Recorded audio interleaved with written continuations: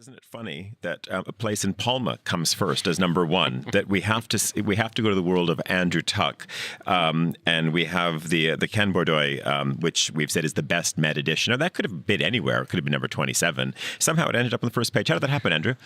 I promise it has nothing to do with me. Anybody who's kind of listened to me over the years knows I have a slight fondness for Mallorca and Palma, but this was all through happenstance. All the art department. Blame them. I went to do another story about entrepreneurship on the island and got to meet these two amazing architects, Jaime Oliver and Paloma Hernais, who run a company called OLAB. They introduced me to a very nice Swedish owner, Mikael Hall, who owns this really wonderful old palace, had seen better days and has brought it back to life, but done it in a way that isn't about squeezing in the maximum number of rooms, but really letting the building have a new life.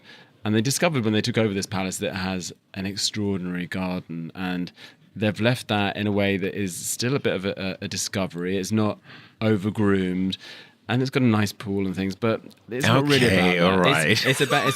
It's about trying to challenge in a very saturated market how hospitality is done.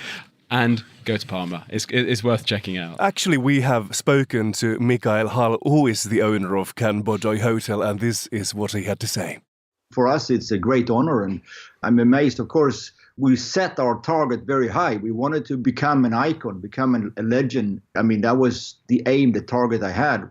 When I found Can Bordoy, I found a property which had an amazing vibration, you can say, an amazing feeling, and everything from the location, the austerity from outside, the abundance inside the building. I mean, the light and of course the garden. I mean, the garden is what we call in Swedish pricken över iet, the dot over the I think, as you can say in English, or the bull's eye, because the garden makes Can Bordoy to what it is.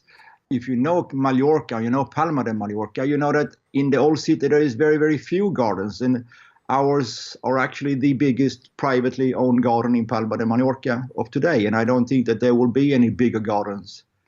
Another thing you get very right is your relationship with the neighborhood. What are your ideals and ideas? How should a hotel like this contribute to the neighborhood?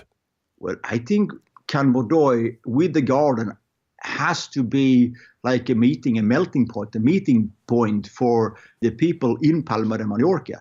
I want Can Bordoy to be, call it an open house, a place of love and respect, if I may say so. Maybe sounds a bit quirky, but for me to spend so many times in hotels and lonely nights sitting, I want Can Bordoy to be a place where everybody who walks in, they're going to feel that they are welcome. Everybody should feel that whatever they do, if they come in for a coffee or they come in for a meal, should be recognized. Of course, we also need to be, if I may say so, we need to have a business. So I cannot just serve coffee because I will run bankrupt if I do that. But the whole idea is that Can Bordoy is an open place, and we do want to have the neighborhood as our guests. I mean, all Palma de Mallorca and all Mallorca, whoever is there who comes into Palma should be feeling that Can Bordoy is a place where they can go and spend some time and meet some friends or have as a meeting point. That was Mikael Hall, the owner of Palma's Can Bordoy Hotel, one of the winners on this year's Travel Top 50 Awards. Well,